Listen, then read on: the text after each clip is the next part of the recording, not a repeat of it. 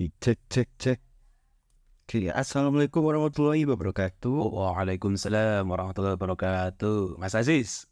Mas Riki. Sebelumnya mungkin perkenalan dulu ya. Oke, ini dari kami kelasnya sama dari Matematika E angkatan 2021.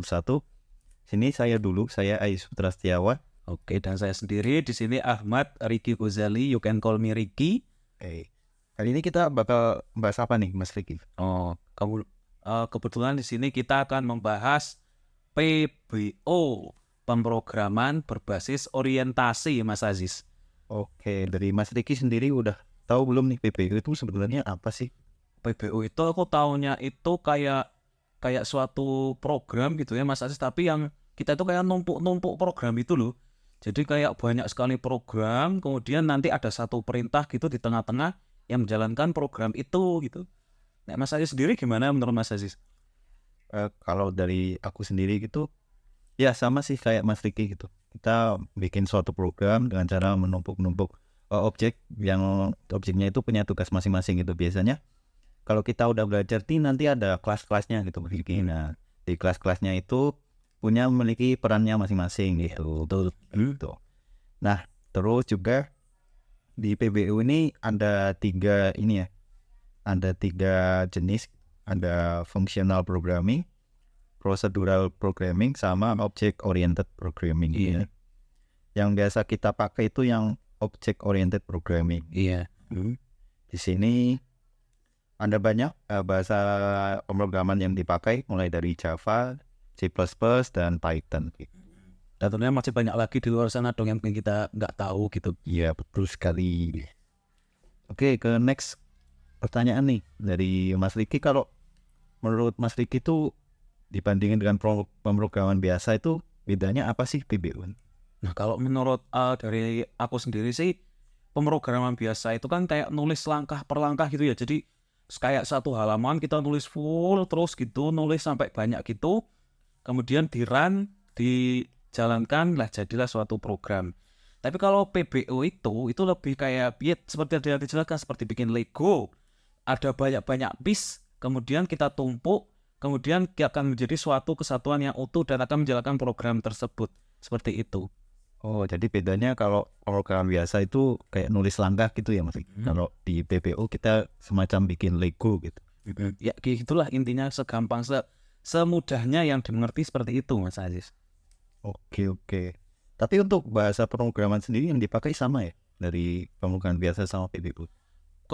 Banyak. Kalau dari sebenarnya kan sama aja kan, kayak ada Python, kayak Java, C++, dan banyak lagi. Tapi kan karena dari kita kan dipelajari dari awal Python. Iya. Jadi paling gampang digunakan ya Python, karena kita sudah kenal dari awal menggunakan Python, Mas Aziz. Iya. Oke, kalau nggak salah juga di semester kemarin kita udah diajarin juga tentang basis data ya. Iya, basis data itu. Di situ juga ada bahasa pemrograman juga. Apa itu waktu itu? Kita kan pakai MySQL, pakai Exam, pakai Python juga, ada yang pakai Java. Ya, kalau di basis data mungkin kita lebih belajar ininya ya untuk pengumpulan datanya gitu ya. Untuk ngumpulin datanya di SAMPP. Kalau di PBO kita lebih ke bikin programnya. Iya, programnya. Jadi kayak kita ini menjalankannya di sini, nah bikin bank datanya itu kemarin di sini. Ya, betul. Ya kayak semacam inilah ya. Kita belajarnya runtut gitu. Dari awal sampai sekarang bikin program gitu. Benar banget. Terus kan yang namanya cabang ilmu tuh pasti ada ini ya manfaatnya ya. Nah, PBU sendiri itu untuk apa sih menurut Mas Riki di kehidupan sehari-hari dalam dunia pemrograman? PBO itu kalau di kehidupan sehari-hari itu, misalnya kita mau bikin suatu objek mobil, kemudian ada atribut warna, kemudian ada metode nyala mati, kemudian dan lain sebagainya. Nah, tadi kan ada banyak sekali fitur-fitur dalam mobil tersebut, kemudian nanti akan kita satukan dalam rangka, kemudian jadilah suatu mobil. Nah, itu jika pemrograman yang dapat kita implementasikan di kegiatan sehari-hari, bukan di program, bukan di Python, bukan secara kita menulis gitu, tapi secara langsung praktek ya seperti itu. Oh iya ya, Qt. Jadi ini ya, kalau untuk bikin programnya itu bisa lebih rapi juga, gampang dimengerti itu ya untuk PPU. Iya, jadinya lebih kayak kita itu lebih teliti dalam hasilnya itu akan lebih kompleks, lebih padat karena setiap komponen kita bikin satu persatu gitu loh. Jadi nanti hasilnya itu akan lebih saat menyatu itu akan lebih bagus, lebih enak dan lebih lengkap tentunya. Oke, kalau itu tadi dari manfaatnya ya. Kalau cara kerjanya itu gimana sih? Cara kerja objeknya dalam program berbasis objek kan tadi objek itu memiliki tugasnya masing-masing. Nah, di sini itu tugasnya apa sih? Contohnya. Contohnya, misal ya dalam kita analogikan sebagai membuat mobil atau motor lah. Ada atribut yang namanya kelistrikan. Ya. Nah, di situ kan kelistrikan otomatis punya tugas sendiri, seperti menyalakan starter, menyalakan lampu, menyalakan TV dan lain sebagainya. Ada atribut namanya penggerak. Nanti ada transmisi, ada roda, ada oli dan lain sebagainya sehingga mobil itu dapat berjalan. Dan lain sebagainya sama seperti di uh, pemrograman yang kita implementasikan di Python tadi gitu. Jadi kelas-kelas tadi kita bentuk banyak sekali kelas, kita buat masing-masing kelas, kemudian nanti ada suatu perintah yang akan menjalankan kelas-kelas tersebut sehingga hasilnya plung gitu. Nah, itulah menghasilkan sesuatu yang kombinasi dari kelas-kelas tersebut, Mas Aziz. Oh iya. Betul. Itu tadi lebih ke kelas ya. Di dalam kelas itu ada objek-objeknya ya. Itu masih ada tugasnya masing-masing atau udah jadi satu di kelasnya? Kalau objek itu di dalam kelas itu tergantung ya maksudnya. Kalau misal kita bisa tentu saja dari objek-objek tersebut bisa lagi ada tugasnya masing-masing gitu loh. Seperti jadi kayak kaki tangan gitu. Misal ini punya kaki tangan ini sehingga nanti mentok-mentoknya itu ya ke kita menginput apa. Nah, hasilnya nanti itu gitu. Oh ya. Oke, mungkin aku nambahin sedikit di dalam kelas itu tadi juga ada yang namanya metode gitu ya. Nah, di metode ini semacam perintahnya untuk kelasnya itu. Misal ada kelas apa tadi? Kelas mungkin kelas registrasi gitu. Ya, kelas registrasi mungkin metodenya nanti ada memasukkan nama, memasukkan ID begitu. Jadi di dalam kelas itu tidak hanya ada kelas sama objek, tapi juga ada metode menjalankan gitu. Iya benar banget ya, seperti itu. Oke, terus ke next question ini. Tadi kan udah dijelasin juga untuk kerja objeknya, terus juga manfaat PBU-nya, terus di PBU itu kan ada yang namanya pewarisan tuh. Nah, kenapa pewarisan tuh penting di PBU, Mas Riki? Nah, jadi pewarisan itu bikin kita bisa ya gitu warisi tugas dan kemampuan dari objek lain tanpa perlu nulis ulang seperti adik yang bisa pakai baju kakak seperti itu. Jadi kan misal nih kakak punya baju, jadi nanti adiknya suatu saat bisa memakai gitu. Jadi lo kita seperti kita bikin program ini, tapi suatu saat kita dapat bikin kelas ini, program kelas ini, suatu saat kita akan bisa menggunakan kelas tersebut untuk di program yang lain gitu loh. Jadi lebih fleksibel. Seperti kita membawa sesuatu barang, nanti kita masukkan ke dalam tas. Nah, barang itu setiap barang bisa digunakan masing-masing seperti itu loh. Oh iya, berarti kayak pewarisan ini lebih ke mempersimpel aja ya, biar nggak ada kita nulis ulang gitu. Jadi kita mewarisi dari yang udah ada aja gitu. Iya. Diwarisi ya. Iya benar Pak. Jadi kita nggak perlu ulang dari awal. Kita hanya perlu mengedit kalau itu perlu. Kalau tidak perlu, udah tinggal kita copy paste aja. Oh iya. Gampang. Jadi sangat memudahkan ya pewarisan nih dalam PPU. Itu tentu saja jauh lebih memudahkan dong. Mungkin ini salah satu kelebihan juga ya di pemrograman berorientasi objek. Iya, lebih fleksibel. Oh betul sekali. Nah terus Mas Vicky, kalau aku baca-baca ya, ada yang namanya juga di PBU itu enkapsulasi. Nah itu tuh gampangannya seperti apa sih? Kayak kan saya orang awam gitu, enkapsulasi itu apa gitu, kayak belum tahu gitu.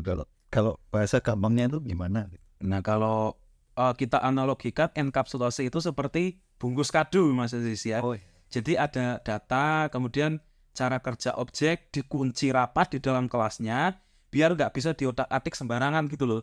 Jadi yaitu kelas-kelas tadi, ya enkapsulasi tadi. Nah, dalam kelas-kelas tersebut tadi, nah kelas itu kan tadi seperti bungkus kado. Di dalam itu ada atribut-atributnya. Ya. Nah, itu isi dari kado tersebut. Jadi kita tidak sembarangan ngotak-atik, jadi programnya itu tidak gampang rusak gitu loh. Tidak gampang error. Nah, itu juga salah satu kelebihan dari PBO. Seperti itu Mas Aziz. Berarti bisa dibilang kalau kita tidak melakukan enkapsulasi itu nanti jadi lebih bisa gampang diotak-atik Iya, sembarangan. iya tentunya dong kan kita jadi dapat melihat dengan jelas, jadi dapat kita misal kita bungkus kado tapi bungkusnya nggak ada gitu, ya udah pasti tercecer di mana-mana seperti itu. Iya iya betul betul. Berarti lebih ke keamanan nggak sih?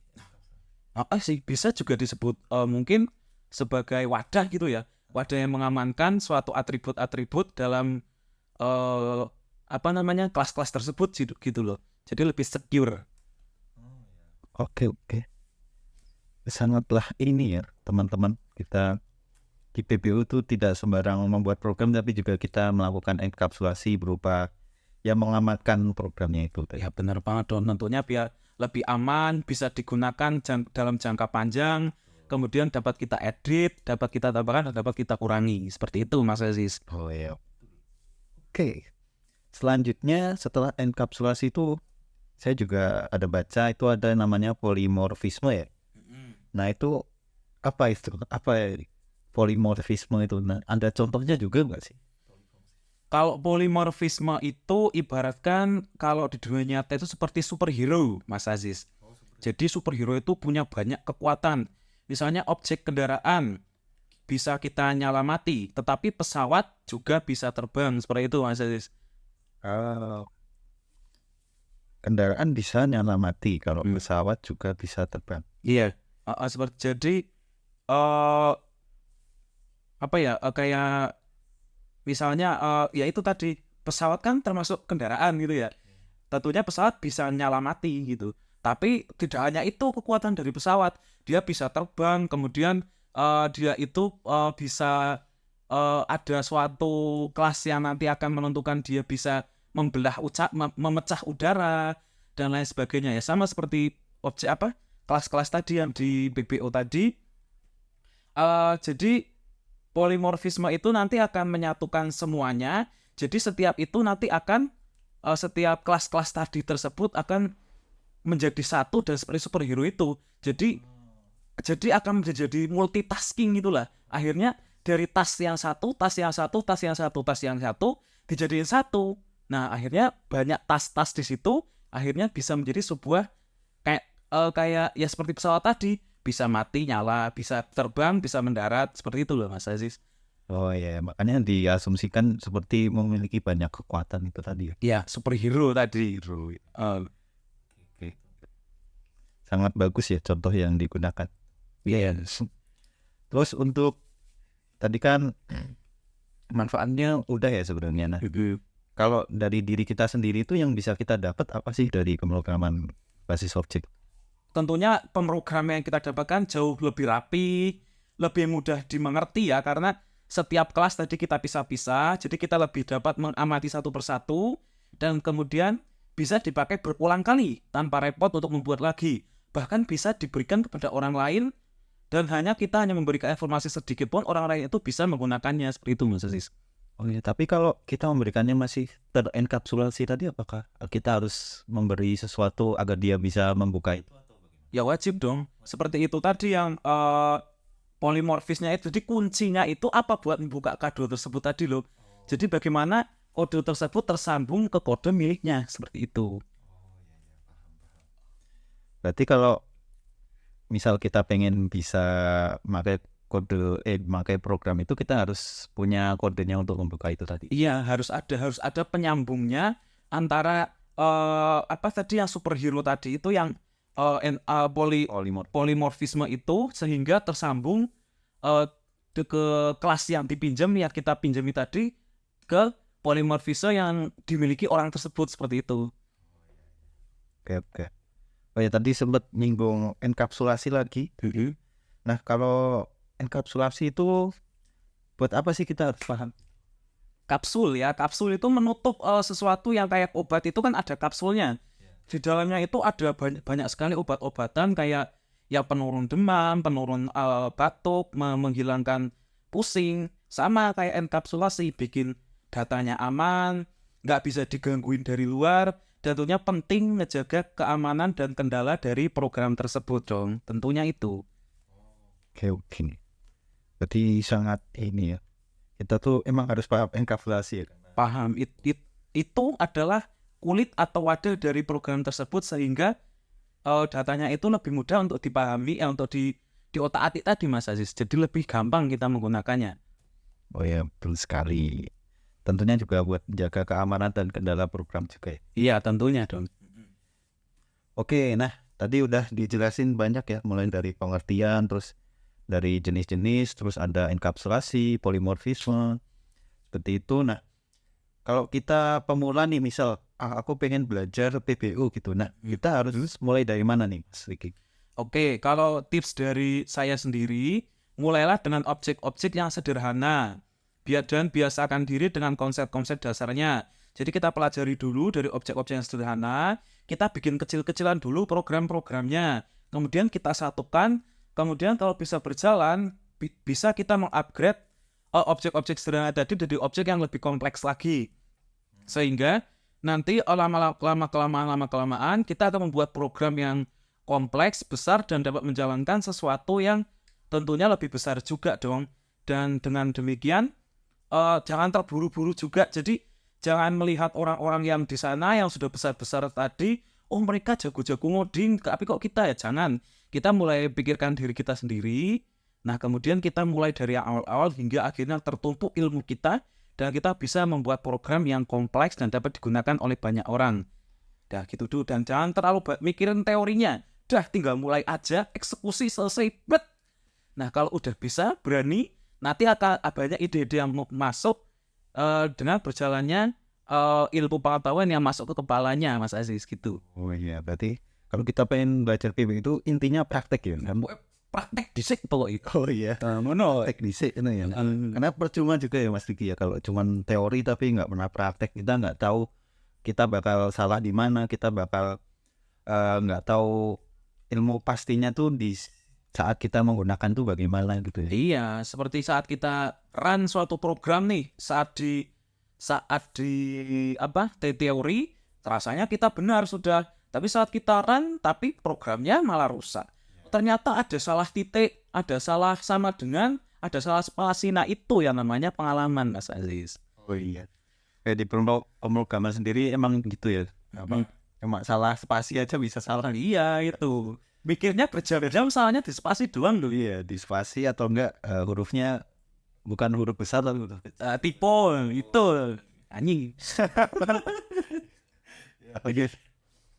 Oke, untuk selanjutnya kita balik ke materi lagi. Untuk di polimorfisme tadi di dunia nyata tuh seperti apa ya gambarannya? Seperti objek alat tulis, bisa jadi pensil, bisa jadi pulpen, tapi keduanya tetap objek alat tulis gitu loh. Gitu, jadi kayak alat tulis, nah itu kan ada pensil, ada pulpen gitu loh. Jadi bisa kita gunakan dan akan membentuk sesuatu gitu Mas Aziz. Bisa kita gunakan untuk melakukan sesuatu yang lebih besar gitu. Namun ini ya, tetap objeknya tetap alat tulis walaupun ada banyak. Iya, walaupun ada banyak ini gitu, dia tetap alat tulis gitu. Oke, paham. Terus tadi kan sempat disinggung juga kalau PBU itu kayak logo ya. Nah itu logo. Lego ya. Nah itu gimana sih analoginya gitu? Kok bisa PBU sama Lego itu hampir? Lego itu kayak blok-blok kecil seperti itu. Kayak orang mau bikin rumah banyak banget batako itu Mas Aziz. Batako, bata merah, nah itu. Nah itu kan untuk membangun kamar, membangun rumah, membangun kamar mandi, ruang tamu. Kita susun-susun dari balok-balok tersebut. Nah itu baloknya itu ibaratkan kelas-kelasnya gitu. Kita susun terbentuknya rumah. Nah dari yang tadinya hanya sebongkah balok, rumah itu bisa jadi buat masak, bisa jadi buat menerima tamu, bisa jadi tempat tidur, bisa jadi peneduh dan lain sebagainya, sehingga jadi superhero gitu Mas Aziz. Jadi kekuatannya banyak dari hanya sebongkah batu gitu. Nah itu gampangannya gitu loh. Berarti Dia mungkin di awal untuk membangunnya tuh sulit, tapi kalau udah jadi nanti memudahkan sekali. Nah, iya, dan dapat digunakan dalam jangka waktu yang panjang, kemudian simpel, dan tentunya banyak sekali manfaatnya, gitu Mas Aziz. Betul sekali. Di bisa timeless gitu ya, tidak terlekang oleh waktu. Tentu, pasti dong. Bisa diwariskan juga. Ya, diwariskan. Jadi lebih sederhana dari tidak terus mengulang-ulang. Nah, tadi udah dikasih tahu juga untuk kita bisa memulai PPU ini kita dengan praktek. Nah, kalau biar bisa menguasai gitu, kita harus praktek terus gitu atau bagaimana? Pasti praktek terus menerus, pokoknya sampai walaupun bosan tuh jangan berhenti. Praktek terus, kita cari ilmu-ilmu bisa di YouTube, bisa tanya ke guru, tanya ke teman, tanya Google. Bahkan ada sekarang AI ya Mas Adi. Namanya itu Mbak GPT. ChatGPT itu bisa memudahkan kita membuat program gitu loh. Mbak GPT, tolong buatkan program. Jadi tinggal kita render, tinggal kita cari salahnya di mana. Nah, itu kunci yang tadi itu buat menyatukan kode dari Mbak GPT ke kode kita itu. Nah, itu di situ nanti. Tugas kita di situ. Nah, kalau kita praktik terus-menerus, maka kita lama-lama akan mudah dong pastinya. Dari itu Mas Aziz. Iya, betul sekali. Bahkan di ChatGPT pun kita sebenarnya cuma bisa langsung kopas pun bisa ya, kopas programnya. Tapi itu mungkin tidak membuat kita jadi lebih jago gitu ya. Iya, kalau terus-terusan kayak gitu, perusahaan tidak perlu manusia dong. Iya. Perlu ChatGPT doang. Mungkin buat teman-teman kalau ingin belajar bisa ya kopas boleh tapi di apa istilahnya ya? Diedit, dibaca, dipahami gitu loh. Iya, seperti itu. Dimodifikasi biar nggak tergantungan gitu loh. Iya, biar jadi data program tersebut jadi ciri khasnya kamu gitu loh. Oke, tadi bilang di YouTube juga ada ya untuk cari materi-materi video. Banyak di YouTube orang India banyak juga ya tuh yang pakai bahasa Inggrisnya enggak noting gitu. Agak sulit emang tapi tidak apa-apa gitu. Belajar pelan-pelan di YouTube. Ya, untuk yang berbahasa Indonesia sendiri juga banyak. Banyak juga kayak misal sederhananya coba aja cari di YouTube cara membuat login page menggunakan Python gitu. Pasti ada nanti, ada yang 2 jam, ada yang 5 menit, ada yang 6 jam, bahkan ada yang berseri-seri hingga 48 jam. Itu Mas Aziz. Berarti untuk orang awam yang belum tahu sama sekali juga tetap bisa belajar. Bisa dan gratis. Oh, gratis. Asal punya laptop buat ngoding dan mau, insya Allah bisa Mas Aziz. Oke, berarti semua tergantung niat kita masing-masing. Pasti itu tergantung niat dong. Oke. Dah udah banyak banget yang udah kita bahas mulai dari tadi pengertiannya, terus mulai dari apa sih kegunaannya di dunia sehari-hari gitu ya. Iya. Terus juga ada beberapa jenis-jenisnya, mulai dari ada polimorfisme, terus ada apalagi tadi? Kemudian superhero. Ya, polimorfisme. Oh iya, itu kemudian ada yang enkapsulasi itu yang sekuritas itu loh. Untuk keamanannya terus juga. Ya, terus juga Mas Riki juga udah ngasih tahu tips-tipsnya belajar, terus ya ada banyak sekali teman-teman, mungkin semoga bisa bermanfaat untuk teman-teman semua untuk yang ingin memulai belajar PBO gitu ya. Ya tentunya kita di sini juga sama-sama belajar dan informasi yang kami sampaikan di sini juga terbatas ya Mas Aziz ya. Kita hanya belajar dari kemampuan kita sendiri dan kalau teman-teman mungkin ingin belajar lebih banyak bisa tanya ke guru. Yang paling penting itu guru ya Mas Aziz. Ya, betul. Nggak harus guru sih, mungkin yang lebih expert gitu ya bisa. Senior ya lebih. Ya istilahnya lebih tahu daripada kita. Iya, bisa belajar ke beliau. Betul banget. Oke, mungkin sampai di sini saja. Oke. Untuk podcast kita hari ini. Mas Riki ada yang mau disampaikan lagi? Sudah cukup? Oh, sudah cukup dari saya Mas Aziz. Sudah cukup ya. Mungkin saya tutup ya. Semoga jawaban-jawaban ini bisa memberikan pemahaman yang lebih baik tentang pemrograman berbasis objek bagi teman-teman semua gitu. Dari sini saya Aziz pamit. Dan saya Ricky juga pamit. Oke. Kita ketemu di lain kesempatan. Wassalamualaikum warahmatullahi wabarakatuh. Waalaikumsalam.